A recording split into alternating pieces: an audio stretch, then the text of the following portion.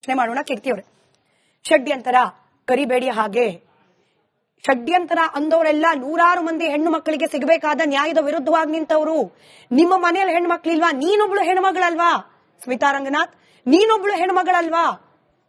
ಹೆಣ್ಣು ಮಗಳ ನ್ಯಾಯವನ್ನ ನಿರಾಕರಿಸಿ ನೀವು ಷಡ್ಯಂತರ ಅಂತ ಕರಿತಿದ್ದೀರಿ. ನಾಚಿಕೆ ಆಗ್ಬೇಕು ನಿಮ್ಗೆ. ಹಿಂಗೆ ಅಲ್ವಾ ಕರೆದದ್ದು? ನಾವು ಮಾತ್ರ ಸತ್ಯವಂತರು, ನಾವು ಹೇಳ್ತಿರೋದೆಲ್ಲ ಪರಮ ಸತ್ಯ, ಹಿಂಗೆ ಅಲ್ವಾ ಕಾಮೆಂಟ್ ಬಾಕ್ಸ್ ನಲ್ಲಿ ಬರ್ತಾ ಇದ್ದಿದ್ ಕಾಮೆಂಟ್ಗಳು? ಸತ್ಯ ಅಂದ ಮೇಲೆ ಸತ್ಯವನ್ನ ಮುಚ್ಚಿಡೋದು ಕೂಡ ಸುಳ್ಳು ಅಂತಲೇ ಅಲ್ವಾ? ಸುಪ್ರೀಂ ಕೋರ್ಟ್ ನಲ್ಲಿ ಇಂಥದ್ದೊಂದು ಆದೇಶ ಬಂದಿದ್ದನ್ನ ಎಲ್ಲೂ ಪ್ರಸ್ತಾಪ ಮಾಡಿಲ್ಲ ಅಂದ್ರೆ ಇದನ್ನ ಏನಂತ ಕರಿಬೇಕು? ಇವರು ಆರಂಭದಲ್ಲೇ ತುಂಬಾ ಸ್ಪಷ್ಟವಾಗಿ ಹೇಳಿದ್ರು, ನಾವು ಚಿನ್ನಯ್ಯನನ್ನ ಅಂದ್ರೆ ಅವತ್ತಿನ ದಿನ ಮುಸುಕುದಾರಿಯನ್ನ ಕರ್ಕೊಂಡು ಸುಪ್ರೀಂ ಕೋರ್ಟ್ ಮೆಟ್ಲಿಗೆ ಹೋಗಿದ್ವಿ ಅಂತ. ನಾವು ಟಿ ಜಯಂತ್ ಮಾತಾಡೋದನ್ನ ಕೇಳಿದ್ವಿ ಒಂದ್ ಕಡೆ. ಟಿ ಜಯಂತ್ ಹೇಳ್ತಾರೆ, ನಾವು ಸುಪ್ರೀಂ ಕೋರ್ಟ್ ಹೋಗಿದ್ವಿ, ಆದ್ರೆ ಅಲ್ಲಿ ಅಕ್ಸೆಪ್ಟ್ ಮಾಡ್ಲಿಲ್ಲ, ವಾಪಸ್ ಬಂದ್ವಿ, ಆಮೇಲೆ ಇಲ್ಲಿಗೆ ಬಂದ್ವಿ, ಇಲ್ಲಿ ಬಂದ್ ಸ್ಟೇಟ್ಮೆಂಟ್ ಅನ್ನ ರೆಕಾರ್ಡ್ ಮಾಡಿದ್ವಿ ಅಂತ. ಬಟ್ ಅಷ್ಟರಲ್ಲಿ ಏಪ್ರಿಲ್ 30ನೇ ತಾರೀಕು ಅರ್ಜಿ ಹಾಕಿದ್ದಾರೆ ಇವರು. 5ನೇ ತಾರೀಕು ವಿಚಾರಣೆಗೆ ಬಂದಿದೆ. ಅವತ್ತೇ ಇದನ್ನ ಸ್ಪಷ್ಟವಾಗಿ ನೀಟಾಗಿ 2 ಪುಟಗಳಲ್ಲಿ ನೀಟಾಗಿ ಹೇಳ್ಬಿಟ್ಟು, ನೋಡಿ ನೀವು ಇಲ್ಲಿ ಬಂದಿರೋದು ಪಬ್ಲಿಕ್ ಇಂಟ್ರೆಸ್ಟ್ ಲಿಟಿಗೇಷನ್ ಅಂತ ಕಾಣಿಸ್ತಾ ಇಲ್ಲ, ಇದು ನಿಮಗೆ ಆ ವೈಯಕ್ತಿಕ ಹಿತಾಸಕ್ತಿ ಕಾಣ್ತಾ ಇದೆ, ಪೈಸಾ ಇಂಟ್ರೆಸ್ಟ್ ಲಿಟಿಗೇಷನ್ ಕಾಣಿಸ್ತಾ ಇದೆ, ಇಲ್ಲಿ ಪೊಲಿಟಿಕಲ್ ಇಂಟ್ರೆಸ್ಟ್ ಲಿಟಿಗೇಷನ್ ಕಾಣಿಸ್ತಾ ಇದೆ. ಸೊ ಹಾಗಾಗಿ ನಾವು ಇದನ್ನ ಅಕ್ಸೆಪ್ಟ್ ಮಾಡಕ್ ಆಗಲ್ಲ ಅನ್ನೋ ಕಾರಣಕ್ಕೆ ರಿಜೆಕ್ಟ್ ಆದ್ಮೇಲೆ ಅಲ್ಲಿಗೆ ಮುಗಿಬೇಕಾಗಿತ್ತು. ಬಟ್ ಅದನ್ನೇ ಒಂದು ವಿಡಿಯೋದ ಸ್ಕ್ರಿಪ್ಟ್ ಮಾಡ್ಬಿಟ್ರಲ್ಲ. ನಾನು ಇವತ್ತು ಅದನ್ನೇ ಯೋಚನೆ ಮಾಡ್ತಾ ಇದ್ದೆ. ನಾನು ಕಾಪಿಯನ್ನು ಓದ್ತಾ ಇದ್ದಾಗ ಆ ಕಾಪಿ ಮತ್ತು ಸಮೀರನ script both are same. Black colour XUV 505 ಗಾಡಿ ಬೆಳಗ್ಗೆ ಒಂದು ರಾತ್ರಿ ಒಂದು ಏನ. ಆಮೇಲೆ ಇದು ಎಂತ ಮೈಸೂರಿನ ಹುಡುಗಿ ಬಂದ್ಲು, ಅವಳು ನೆಕ್ಸ್ಟ್ ಡೇ ಅಲ್ಲಿ ಉದಯವಾಣಿ ಪೇಪರ್ ಅಲ್ಲಿ ಸುತ್ತಾಕಿ ಅವಳು same script as it is. ಅಂದ್ರೆ ರಿಜೆಕ್ಟ್ ಆಗಿರೋ ಒಂದು ರಿಟ್ ಪಿಟಿಷನ್ ನ ಯೂಟ್ಯೂಬ್ ವಿಡಿಯೋದ ಸ್ಕ್ರಿಪ್ಟ್ ಬಳಸಬಹುದಾ ಅಂತ ನನಗೆ ಆಶ್ಚರ್ಯ ಆಗಿ ಫಸ್ಟ್ ಟೈಮ್. ಎಷ್ಟು ಡೀಸೆಂಟ್ ಆಗಿ, ಎಷ್ಟು ನೀಟಾಗಿ. ಅಂದ್ರೆ ಅಲ್ಲಿ ತನಕ ನಾವು ನೋಡಿದ್ವಲ್ಲ, ನಮಗ್ ಪರಿಚಯ ಇಲ್ಲ, ನಮ್ಗೆ ಗೊತ್ತಿಲ್ಲ, ಸೌಜನ್ಯ ಕೇಸ್ಗೂ ಬುರುಡೆ ಕೇಸ್ಗೂ ಸಂಬಂಧ ಇಲ್ಲ, ಅವನಿಗೂ ನಮಗೂ ಸಂಬಂಧ ಇಲ್ಲ ಅಂತ ಹೇಳಿದವರು ಇತ್ತೀಚೆಗೆ ಯೂಟರ್ನ್ಗಳು ನಾವು ನೋಡ್ತಾ ಇದೀವಿ. ಸಮೀರ್ನ ಹೇಳಿದ್ದಾಯ್ತು, ನನ್ನ ಹತ್ರ ಬಂದು ನಾನೇ ಜೀವಂತ ಸಾಕ್ಷಿ ಅಂತ ಹೇಳಿದ್ದಕ್ಕೆ ನಂಬಿ ನಾನು ವಿಡಿಯೋ ಮಾಡಿಬಿಟ್ಟೆ ಅಂತ. ಇವತ್ತು ಚಿನ್ನಯ್ಯ ಜೈಲಲ್ಲಿ ಬಿಡಿ, ಇನ್ಯಾರು ಇಲ್ಲ.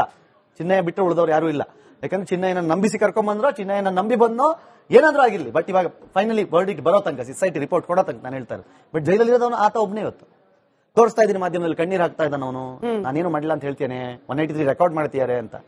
ಬಟ್ ಸುಪ್ರೀಂ ಕೋರ್ಟ್ಗೆ ಹೋಗಿ ಬಂದ್ರೆ ನಾವೇನ್ ಮಾಡ್ತೀವಿ, ಈ ನೆಲದಲ್ಲಿ, ಈ ಸಂವಿಧಾನದ, ಈ ಕಾನೂನಿನ ನೆಲದಲ್ಲಿ ನಾವೇನ್ ಹೇಳ್ತೀವಿ, ಒಂದು ಹಂತವಾಗಿ ಹೋದ್ರೆ ಲಾಸ್ಟಿಗೆ ಒಂದು ಸುಪ್ರೀಂ ಕೋರ್ಟ್ ತನಕ ಹೋಗೋಣಪ್ಪ ಅನ್ನೊಂದು ಫೈನಲ್ ಸ್ಟೇಜ್ ಆಯ್ತು. ಸುಪ್ರೀಂ ಕೋರ್ಟ್ ಹೇಳಿದ್ದಾಯ್ತಲ್ಲ, ಅದ್ರಲ್ಲಿ ತುಂಬಾ ಸ್ಪಷ್ಟವಾಗಿ ಯಾಕೆ 5, 6, 7 ಪೇಜಸ್ ಅಲ್ಲಿ ಕೆಲವು ಸುಳ್ಳು ದಾಖಲೆಗಳನ್ನ ಮೆನ್ಷನ್ ಮಾಡಿದಿರಿ ಅಂತ ಹೇಳಿದ್ರು. ಯಾಕೆ ಇದ್ರಲ್ಲಿ ಪಾರ್ಟಿ 6 ಮತ್ತೆ 7 CBI ಮತ್ತೆ ಧರ್ಮಸ್ಥಳವನ್ನು ಪಾರ್ಟಿ ಮಾಡಿದಿರಿ ಅಂತ ಕೇಳಿದೆ ಕೋರ್ಟ್.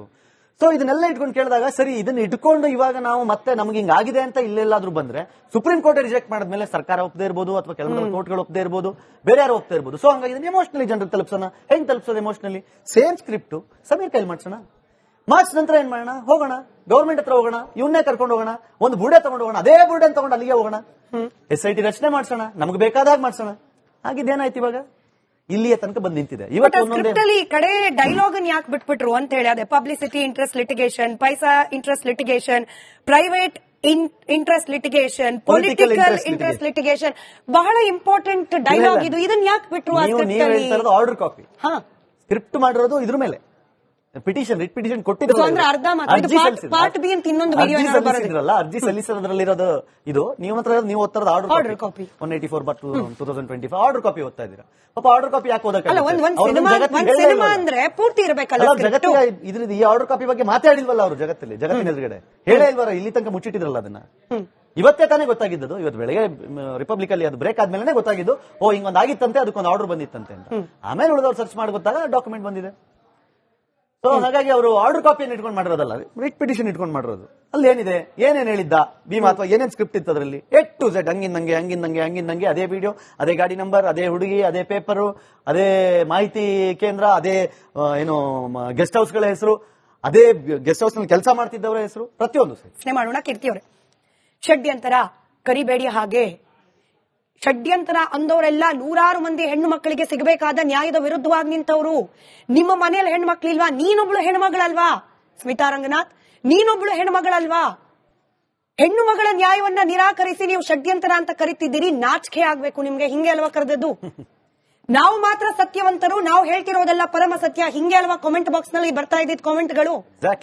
ಸತ್ಯ ಅಂದ ಮೇಲೆ ಸತ್ಯವನ್ನ ಮುಚ್ಚಿಡೋದು ಕೂಡ ಸುಳ್ಳು ಅಂತಲೇ ಅಲ್ವಾ? ಸುಪ್ರೀಂ ಕೋರ್ಟ್ ನಲ್ಲಿ ಇಂಥದ್ದೊಂದು ಆದೇಶ ಬಂದಿದ್ದನ್ನ ಎಲ್ಲೂ ಪ್ರಸ್ತಾಪ ಮಾಡಿಲ್ಲ ಅಂದ್ರೆ ಇದನ್ನ ಏನಂತ ಕರಿಬೇಕು? ಅಂದ್ರೆ ಇವರು ಆರಂಭದಲ್ಲೇ ತುಂಬಾ ಸ್ಪಷ್ಟವಾಗಿ ಹೇಳಿದ್ರು, ನಾವು ಚಿನ್ನಯ್ಯನನ್ನ ಅಂದ್ರೆ ಅವತ್ತಿನ ದಿನ ಮುಸುಕುದಾರಿಯನ್ನ ಕರ್ಕೊಂಡು ಸುಪ್ರೀಂ ಕೋರ್ಟ್ ಮೆಟ್ಲಿಗೆ ಹೋಗಿದ್ವಿ ಅಂತ. ನಾವು ಟಿ ಜಯಂತ್ ಮಾತಾಡೋದನ್ನ ಕೇಳಿದ್ದೆ ಒಂದ್ ಕಡೆ. ಟಿ ಜಯಂತ್ ಹೇಳ್ತಾರೆ, ನಾವು ಸುಪ್ರೀಂ ಕೋರ್ಟ್ ಹೋಗಿದ್ವಿ, ಆದ್ರೆ ಅಲ್ಲಿ ಅಕ್ಸೆಪ್ಟ್ ಮಾಡ್ಲಿಲ್ಲ, ವಾಪಸ್ ಬಂದ್ವಿ, ಆಮೇಲೆ ಇಲ್ಲಿಗೆ ಬಂದ್ವಿ, ಇಲ್ಲಿ ಬಂದ್ ಸ್ಟೇಟ್ಮೆಂಟ್ ಅನ್ನ ರೆಕಾರ್ಡ್ ಮಾಡಿದ್ವಿ ಅಂತ. ಬಟ್ ಅಷ್ಟರಲ್ಲಿ ಏಪ್ರಿಲ್ 30ನೇ ತಾರೀಕು ಅರ್ಜಿ ಹಾಕಿದ್ದಾರೆ ಇವರು. 5ನೇ ತಾರೀಕು ವಿಚಾರಣೆಗೆ ಬಂದಿದೆ. ಅವತ್ತೇ ಇದನ್ನ ಸ್ಪಷ್ಟವಾಗಿ ನೀಟಾಗಿ 2 ಪುಟಗಳಲ್ಲಿ ನೀಟಾಗಿ ಹೇಳ್ಬಿಟ್ಟು, ನೋಡಿ ನೀವು ಇಲ್ಲಿ ಬಂದಿರೋದು ಪಬ್ಲಿಕ್ ಇಂಟ್ರೆಸ್ಟ್ ಲಿಟಿಗೇಷನ್ ಅಂತ ಕಾಣಿಸ್ತಾ ಇಲ್ಲ, ಇದು ನಿಮಗೆ ಆ ವೈಯಕ್ತಿಕ ಹಿತಾಸಕ್ತಿ ಕಾಣ್ತಾ ಇದೆ, ಪೈಸಾ ಇಂಟ್ರೆಸ್ಟ್ ಲಿಟಿಗೇಷನ್ ಕಾಣಿಸ್ತಾ ಇದೆ, ಇಲ್ಲಿ ಪೊಲಿಟಿಕಲ್ ಇಂಟ್ರೆಸ್ಟ್ ಲಿಟಿಗೇಷನ್ ಕಾಣಿಸ್ತಾ ಇದೆ. ಸೊ ಹಾಗಾಗಿ ನಾವು ಇದನ್ನ ಅಕ್ಸೆಪ್ಟ್ ಮಾಡಕ್ ಆಗಲ್ಲ ಅನ್ನೋ ಕಾರಣಕ್ಕೆ ರಿಜೆಕ್ಟ್ ಆದ್ಮೇಲೆ ಅಲ್ಲಿಗೆ ಮುಗಿಬೇಕಾಗಿತ್ತು. ಬಟ್ ಅದನ್ನೇ ಒಂದು ವಿಡಿಯೋದ ಸ್ಕ್ರಿಪ್ಟ್ ಮಾಡ್ಬಿಟ್ರಲ್ಲ. ನಾನು ಇವತ್ತು ಅದನ್ನೇ ಯೋಚನೆ ಮಾಡ್ತಾ ಇದ್ದೆ. ನಾನು ಕಾಪಿಯನ್ನು ಓದ್ತಾ ಇದ್ದಾಗ ಆ ಕಾಪಿ ಮತ್ತು ಸಮೀರನ ಸ್ಕ್ರಿಪ್ಟ್ ಬೋತ್ ಆರ್ ಸೇಮ್.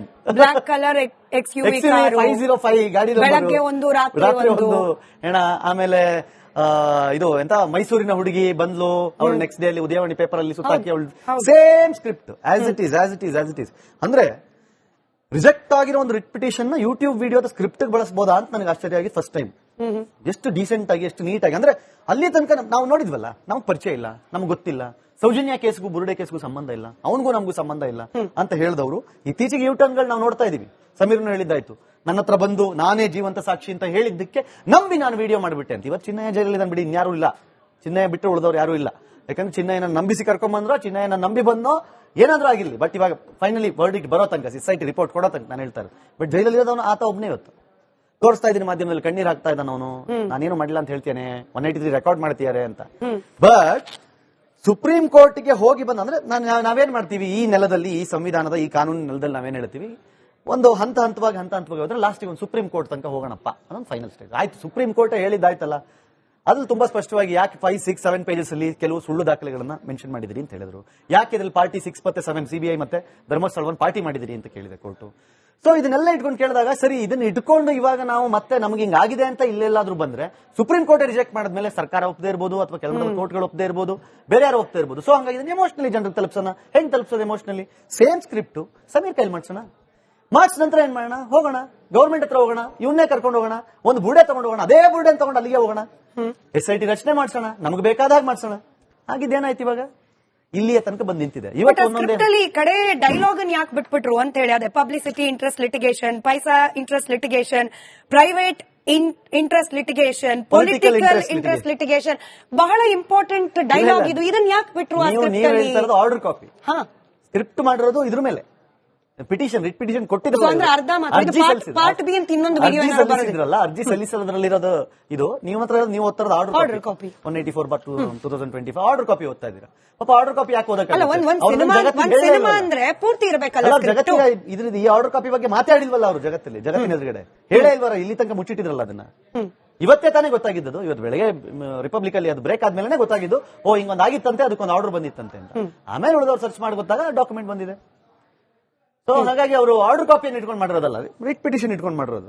ಅಲ್ಲಿ ಏನಿದೆ, ಏನೇನ್ ಹೇಳಿದ್ದ ಭೀಮಾ, ಅಥವಾ ಏನೇನ್ ಸ್ಕ್ರಿಪ್ಟ್ ಇತ್ತು ಅದರಲ್ಲಿ, A to Z ಹಂಗಿಂದಂಗೆ ಅದೇ ವಿಡಿಯೋ, ಅದೇ ಗಾಡಿ ನಂಬರ್, ಅದೇ ಹುಡುಗಿ, ಅದೇ ಪೇಪರು, ಅದೇ ಮಾಹಿತಿ ಕೇಂದ್ರ, ಅದೇ ಏನು ಗೆಸ್ಟ್ ಹೌಸ್ ಗಳ ಹೆಸರು, ಅದೇ ಗೆಸ್ಟ್ ಹೌಸ್ ನಲ್ಲಿ ಕೆಲಸ ಮಾಡ್ತಿದ್ದವರ ಹೆಸರು, ಪ್ರತಿಯೊಂದು